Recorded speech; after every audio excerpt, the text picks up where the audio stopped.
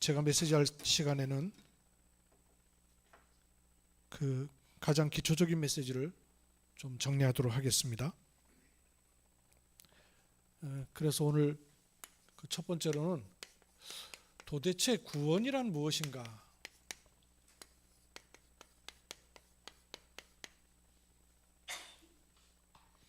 여러분, 구원이 뭐예요?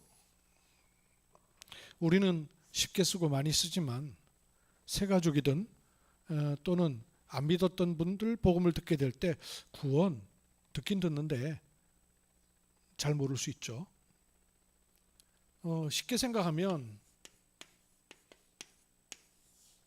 어딘가에서 이렇게 빠져나오는 거잖아요. 구원이란 말이. 여기 갇혀 있는 데서 빠져나오는 것을 구원이라 합니다. 잡혀 있고 매여 있고 갇혀 있는 데서 빠져나오는 것을 구원이라 해요. 정신적으로 시달리는 분이 이렇게 대화를 하거나 만나보면 저 사람이 저 생각에서만 빠져나오면 될 텐데 참 안타깝게 여겨지는 게 있어요. 빠져나온 나로서는 저 생각에 저렇게 잡혀 있을 필요가 있을까? 특히 매여 있는 게 과거에 완전히 잡혀 있어요. 못 벗어나요. 심지어는 복음을 받고도 자기가 거기 잡혀 있다는 걸 알긴 알아요. 그런데도 못 빠져나오는 거예요. 힘이 없으니까. 또 엘리트 가운데 열심히 살고 다른 사람의 본이 되는 이런 분들 만나봤거든요. 그런데 참 죄송스럽습니다만은 자기 생각의 틀에서 못 빠져나와요. 그러니까 복음을 얘기할 틈이 없어요. 너무 철저하니까. 어려운 가운데서 일어서셔서 성공도 했지. 남부럽지 않게 살고 있지. 남한테 욕먹지 않고 다른 사람 돕고 있지. 이러니까 자기 생각이 늘 맞는 거예요. 그 생각에서 벗어나질 못해요. 근데 당장 본인은 항상 옳은데 같이 사는 분은 힘들어 죽으려고 그러죠. 근데 그거를 이해를 못하죠. 이분은 자기 생각이 맞으니까. 너무 정당하고 맞은데 저 사람이 틀리니까 못 벗어나요. 빠져나오질 못하는 거예요. 이 안에 있는지도 몰라요. 이 안에 있으면서. 제가 북한에 이탈한 분들 사연들 이렇게 유튜브에서 한 번씩 보게 되는데요. 유튜브가 아니었더라면 북한의 그런 상황과 이탈한 분들이 어떤 경우를 거쳐서 이탈했는가를 많이 못 들을 것 같아요. 1992년도니까 비교적 일찍 나오신 분이에요. 이분이 농업과학자였는데 여러분도 시간 되면 한번 보셔요. 이민복 연구원이라는 분인데 이분이 김일성 체제에 있을 때 자기 나라가 최고의 나라고 최고의 정치 체제라고는 굳게 믿고 있었대요. 그러다가 시간이 지나면서 북한은 농업이 발달돼 있지 않습니까? 무엇보다도 자랑할 만한 게 농업이란 말이에요. 그런데 들려오는 소식에 의하니까 자료, 정보 이런 것을 접해야 되니까 한국에서 남조선에서 단위 면적당 수확하는 쌀 수확량하고 북한에서 단위 면적당 수확하는 쌀 수확량이 엄청 차이가 나는 거예요. 이거 왜 이럴까? 그래서 아마 종자가 다른가 싶어가지고는 당시에도 간첩이 있었으니까 간첩을 통해서 종자를 제공받았어요. 그래서 그 종자를 연구를 한 거예요. 종자 문제가 아니더라는 거예요. 토질인가? 아니더라는 거예요. 기후인가? 아니더라는 거예요. 도저히 원인을 못 찾겠더래요. 그러다가 이게 뭔가가 구조적으로 문제가 있는 거 아닌가 하는 의구심을 가진 거예요. 과학자니까. 그러다가 집단 농장에서 함께 해가지고는 자기 것처럼 안 하는구나 하는 생각이 들어서 집단 농장의 한 켠을 할애받아 가지고 자율적으로 자기 농토를 주어서 수확을 씨를 싣고 수확을 해보도록 한 거예요. 6배 차이가 나는 거예요. 깜짝 놀란 거예요. 이분이. 이 사실을 수령동지한테 얘기해주면 우리나라가 잘 먹고 잘 살 수 있겠구나. 이 생각이 들어갖고 막 들뜬 마음으로 그걸 얘기하려고 하니까 옆에서 말리더래요. 무슨 소리 들으려고 그거 하냐고 그러면서 당신 큰일 난다 그러면서 그런 말 하지 말라는 거예요. 그래도 아니 어쨌든 인민이 잘 먹고 잘 살기 위해서 애를 쓰는 수령께서 이 말 들으면 우리가 이 연구한 보고를 갖다 올리면 납득하실 거다. 그러고 찾아간 거예요. 그래서 자기가 연구했던 6년 7년의 결과를 얘기했답니다. 종자 문제도 아니고 땅 문제도 아니고 아무 문제 아니더라. 근데 단지 자율적으로 내 거를 수확하는 게 아니기 때문에 하진 않았습니다. 그러니까 김일성이요 대노를 하면서 저놈의 자식이 어디서 정신머리가 저렇게 돼가지고 왔냐 그러면서요 당장 쫓아보내라는 거예요. 그런데 이분이 엘리트니까 이분을 그야말로 감옥에는 못 보내고 그냥 이렇게 한직으로 내보낸 거예요. 그래도 이분은 농업 여기에 대해서는 이제 생을 건 사람이니까 계속 그거 후입한 거예요. 그러다 의구심이 드는 게 아니 정치라는 게 인민이 잘 살도록 하는 게 정치인데 어떻게 이 말을 못 알아들을까 하는데 이제 최초의 이 물음표가 생긴 거예요. 여기서 해보지도 않은 물음표가 딱 생긴 거예요. 이게 왜일까? 이러다 이분이 늘 어렸을 때부터 들었던 6.25가 북침이라는 얘기에 대해서 정말 그런가 하는 의구심을 생전 처음 가진 거예요. 이래가지고 자기 아는 사람한테 물어갖고는 안 되겠다는 생각이 들어서 이 전쟁에 참여했던 사람한테 들어보면 되겠다 싶어가지고 전쟁 참여한 사람을 찾아간 거예요. 찾아가가지고 나이가 이미 드신 분이죠. 전쟁 때 전쟁을 겪었을 때 그 얘기해달라 그러니까 무용담 펼치듯이 얘기를 해주잖아요. 해주는데 이분이 하는 얘기가 아 글쎄 우리가 갔더니 말이야 북군들이 빤쭈만 입고 도망가더라 그러는 거예요. 아니 북침한 사람이 빤쭈만 입고 어떻게 도망을 가지? 그럼 빤쭈만 입고 도망갔다는 얘기는 우리가 먼저 내려갔다는 얘기 아닌가? 전쟁에 참여한 사람으로부터 힌트를 딱 들은 거예요. 거기서부터 이 의구심이 점점 커진 거예요. 이게 커져가지고 안 되겠다. 북한을 벗어나서 농업도 연구할 겸 해갖고 이제 중국으로 들어간 거예요. 중국에 들어 탈북할 계획은 원래 없었는데, 근데 그렇게 중국에 들어갈 때 합법적으로 들어가는 게 아니기 때문에 몰래 들어간 거예요. 몰래 들어갔는데 하필이면 공안에 잡혔어요. 이래가지고 강제 북송당했고 왔네. 강제 북송당했고 오니까 감옥에 들어가게 된 거예요. 감옥에서 인간답지 못한 취급을 받은 거예요. 거기서 이 사람이 또 충격을 받은 거예요. 아니 내가 특별히 남을 잘못 해를 끼친 것도 아닌데 이런 문제로 인해서 사람을 이렇게 인간 이하의 대접을 할 수가 있는가? 이게 도대체 무슨 사회가 이런 사회가 있나 하는 생각이 자꾸 펼쳐지는 거예요. 워낙 국가에 헌신한 게 많으니까 그렇게 노동교화소에 있게 하고는 빼내줬어요. 이분이 결국은 탈북할 결심을 하고는 탈북을 한 겁니다. 탈북을 한 루트가 그 이렇게 꼭대기 보면 중국하고 북한하고 러시아하고 맞부딪혀 있는 그 제일 꼭대기 있잖아요. 거기서 러시아 쪽으로 이탈해서 우수리스크라는 곳을 갔는데 그 시장에서 며칠 굶어가지고 강물을 헤엄쳐서 건넌 거예요. 고생을 하고 죽을 고생을 하고. 근데 그 시장에서 만난 사람이 한국 선교사를 만난 거예요. 근데 선교사라는 얘기를 안 한 바람에 몰랐죠. 이제 너무 배가 고프니까 이제 그 선교사 집에 따라갔어요. 너무 배고파하니까 사모님도 안 계신 상황에 선교사님이 라면을 끓여준 거예요. 그 라면을 끓여주면서 이분들은 라면을 보고는 잔칫날만 먹을 수 있는 그런 음식이었다는 거예요.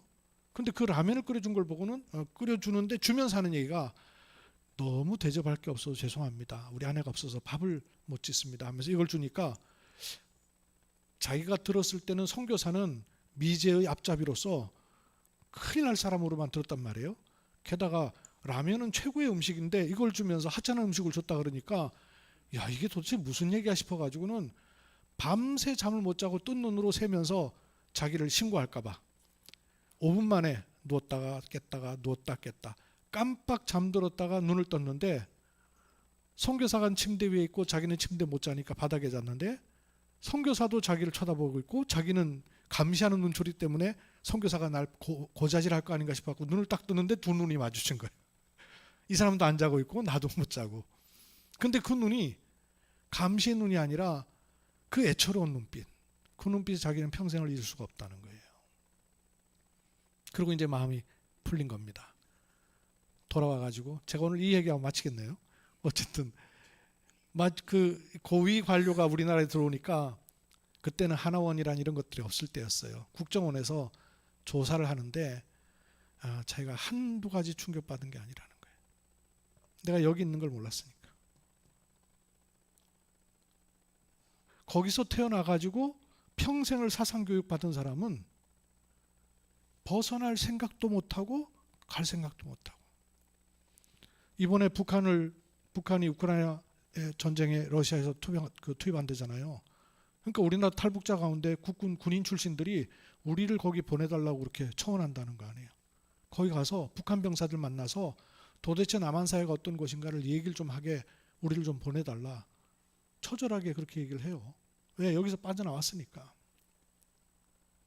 여기 있는지도 모르고 살아요. 구원이 뭐냐? 여기에서 출생을 해요.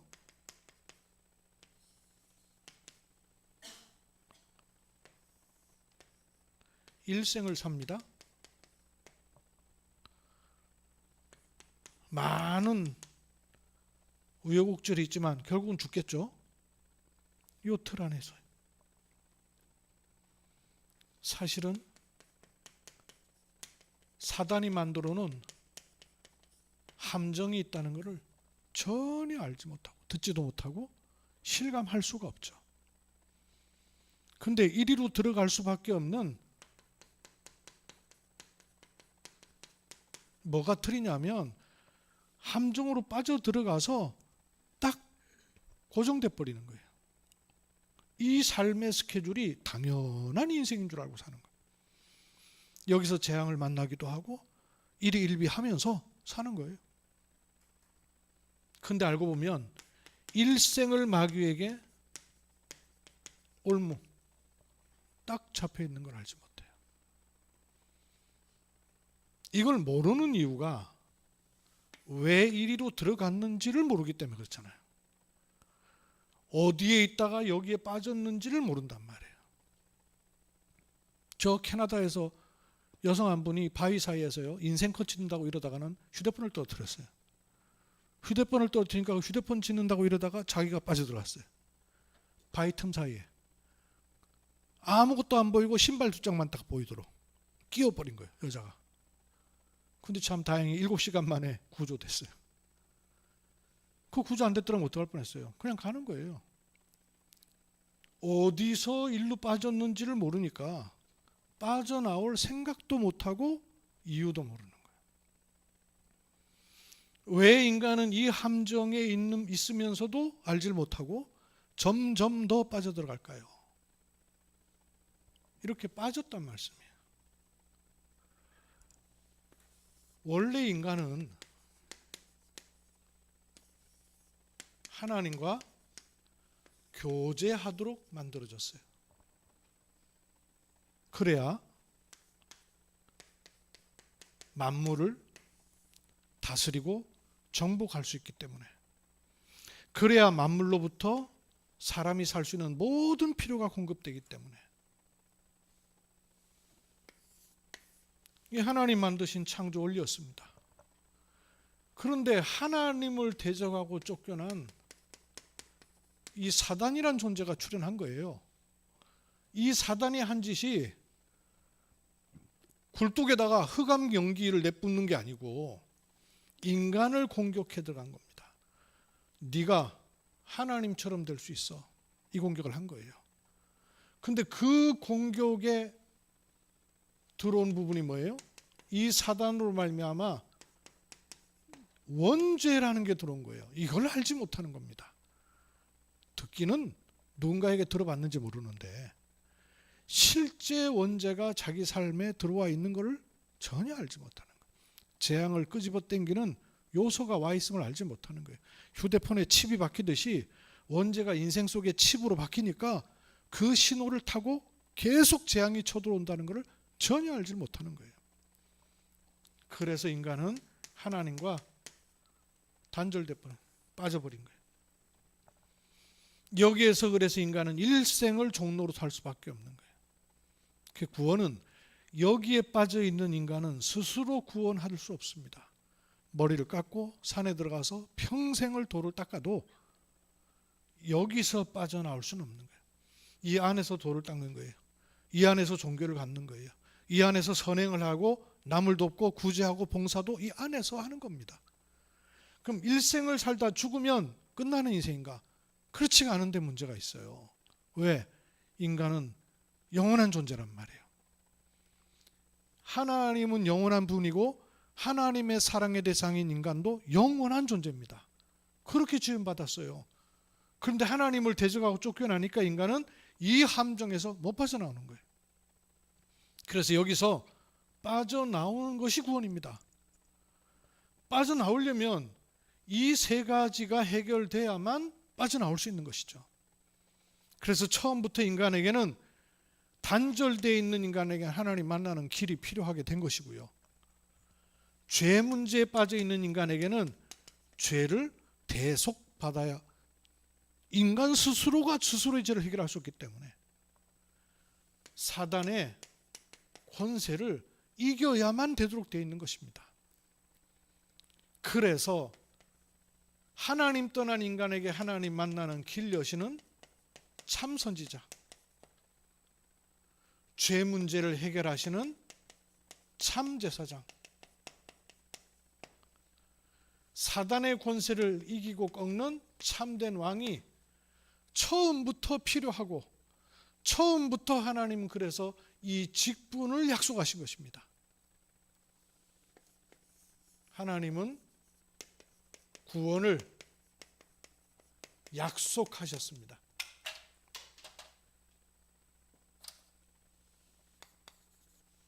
그래서 성경이 구약 신약 하나님의 약속인 거예요. 그 약속의 실체는 뭐냐? 이 세 가지의 직분을 합친 기름 부음 받은 자 그리스도를 약속하신 거예요. 그럼 이 그리스도의 일을 하신 분이 누구냐 하는 것이죠. 왜? 그리스도로만 말미암아 구원의 길이 열리기 때문에요. 구원을 모르니까 구원의 길도 알 수가 없죠. 서울을 모르는데 서울 가는 길 알겠어요? 구원을 모르니 구원의 길도 알 수가 없는 거예요.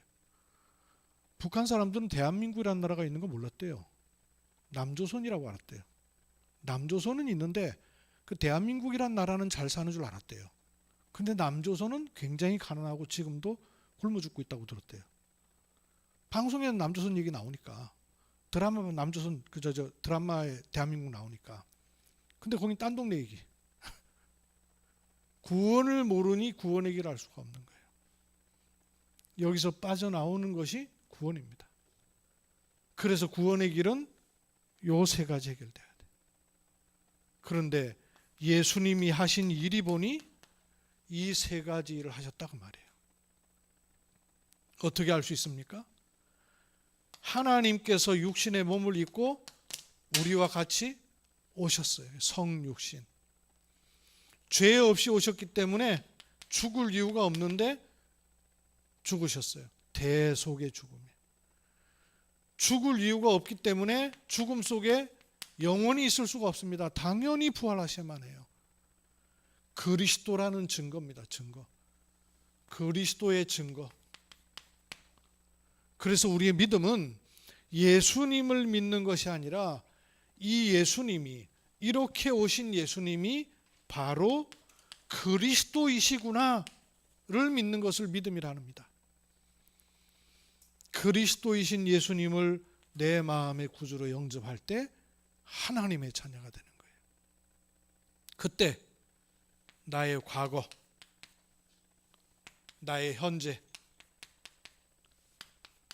나의 미래 해결되는 겁니다. 그래서 구원은 나의 과거 문제 해결, 구원은 나의 현재 문제 해결, 구원은 나의 미래 문제 해결입니다. 이게 실제로 내게 안 오면 나의 과거를 비롯한 모든 상처에 복음이 들어가야 돼요. 구원은 여기서 나오는 것만이 구원이 아니고요. 구원받은 하나님의 자녀도 매일의 삶에 구원이 있어야 됩니다. 과거, 현재, 미래에서 빠져나와 있단 말이에요. 내 과거의 상처에 복음이 실제로 들어가지 않으면 종교로 포장됩니다. 비스무리한데 종교예요. 나의 현재, 오늘과 현실이라는 문제에 또 역시 복음으로 적용, 재해석 하지 않으면 이 부분 때문에 신앙생활을 하긴 하는데 자꾸 답답해요. 구원이 안 되는 거예요. 신분은 구원받았는데 상태는 계속 이 상태로 들어가요. 구원은 과거, 현재, 미래입니다.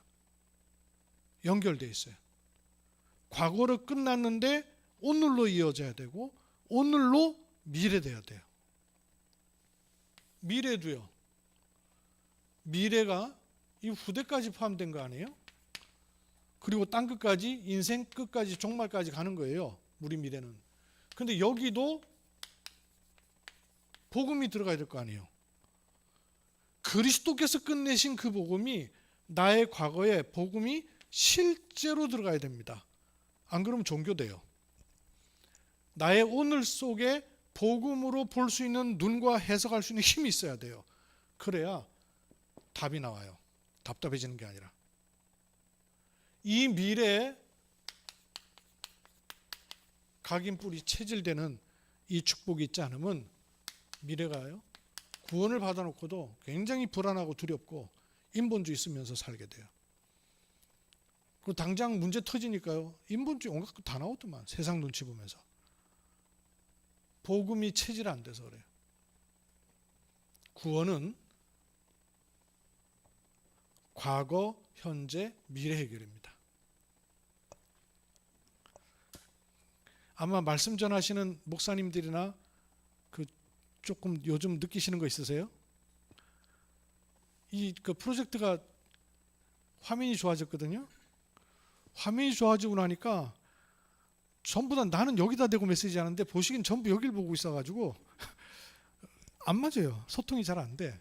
그래서 나 처음에는 잘 못 느꼈어요. 그래서 메시지를 하는데 이상하다. 왜 다들 저쪽으로 자꾸 볼까 하다 보니까 이게 화면이 좋아졌구나. 예전에 화면이 시원찮거나 할 때는 이렇게 꺼놨거든요. 여러분은 지금 실체를 보고 있는 게 아니고 가상을 보고 계시는 거예요.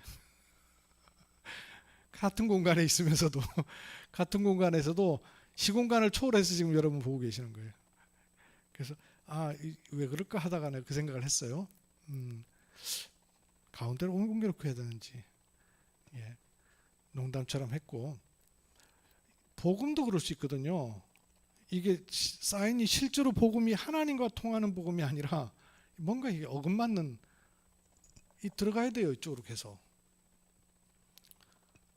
저는 그 요즘 일어나는 일들을 통해서 하나님께서 진짜 복음이 어느 정도 우리한테 들어왔는가를 점검하시는 것 같아요. 저 밖에가 문제가 아니고 온갖 것이 문제가 아니고 너에게는 복음이 어떻게 들어와 있느냐. 네가 몸담고 있는 곳에서 너는 그 복음을 어떻게 누리고 있느냐 하는 걸 질문하시는 것 같아요. 다림줄 아시죠? 저희 신학교 다닐 때 채플이 천장이 아주 높은 미국식 서구식 채플이에요. 근데 그 채플에는요, 전등이 긴 줄로다가 이렇게 내려와 있어요. 미국 교회 가면 그런 교회들 상당히 많이 있습니다. 그게 폼으로 그렇게 하는 게 아니고 그게 다림줄을 의미하는 거예요. 줄을 이렇게 내려놓은 거예요. 건물을 지을 때 이렇게 줄을 이렇게 내려서 수평을 재보기도 하죠. 재보셔요. 하나님이 우리를 재보십니다. 재보셔야 돼요. 정말 남은 자, 남는 자, 남을 자, 남길 자인지. 이거는 노래도 찬양도 만들어 놓고 하고 하면서도 정작 거기와 관련된 일 생기니까 남은 자, 남는 자, 남을 자 온데간데 없어져요. 체질대로 가지. 과연 구원이 뭔가를 알고 있을까? 구원이 뭔가를 알고 있을까? 과거에 여기서 빠져나오는 것, 그것만 구원으로 알고 있을까? 저는 제 자신을 보면 오늘도 저는 구원이 필요합니다. 구원이 부족해서 구원이 필요한 게 아니라 오늘도 저는 제 생각이 이리로 들어가기 때문에요. 제 체질은 이 동네 가깝기 때문에요. 순간순간 그리스도가 필요합니다. 24 하지 않으면 사단은 얼마나 틈을 잘 탈 수 있는데요. 얼마든지 모든 것을 다 동원해서 다 속일 수 있고 다 노릴 수 있어요. 진짜 우리가 복음 전할 사람이 맞다면 사단은 가장 싫어할 것이고 또 지금 시간표가 가장 정확한 시간표에 모든 준비가 다 된 말씀이 정리되고 전도자들이 이걸 기도 속으로 갖고 들어올 수 있는 그런 조건이 다 만들어진 때에 얼마든지 사단은 뭘 건드려서라도 놓치게 만들고 빼앗기게 만드는 때 우리에게 하나님이 중요한 시간표를 주셔서 기독케 하신 줄 믿습니다. 각각이 24의 은혜 속에서 하나님 행하시는 이런 일들의 축복을 누리게 되기를 기도합니다. 살아계신 아버지 하나님, 도대체 구원이 무엇인가? 멸망과 사죄와 팔자와 인생에 묶여 운명, 인생으로 살 수밖에 없었던 우리를 그리스도 안에 있는 인생으로 바꾸셔 주와 함께 동행하는 임마누엘의 삶이 되도록 축복하심을 감사합니다. 이 일에 개인만이 아니라 교회가, 교회만이 아니라 RUTC로 하나님의 사람들이 함께하는 은혜 주신 것 감사합니다. 또 특별히 한빛병원에 많은 직원들이 있습니다. 여러 가지 바쁜 와중에도 잠시 짬을 내서 언약을 확인하고 또 붙잡습니다. 하나님 언약 안에서 모든 것을 다시 볼 수 있는 힘을 더하여 주옵소서. 항상의 24 기도 행복을 누리다 문제 사건을 만났을 때 25 하나님의 능력을 덧입는 보좌의 칩이 담긴 선택, 판단, 결정이 있는 제한된 집중, 선택된 집중, 그래서 복음 원리 집중의 축복이 우리에게 일어남을 확인케 하옵소서. 주 예수 그리스도의 이름으로 기도드립니다. 아멘. 오늘의 찬송인 350장 찬양 드리며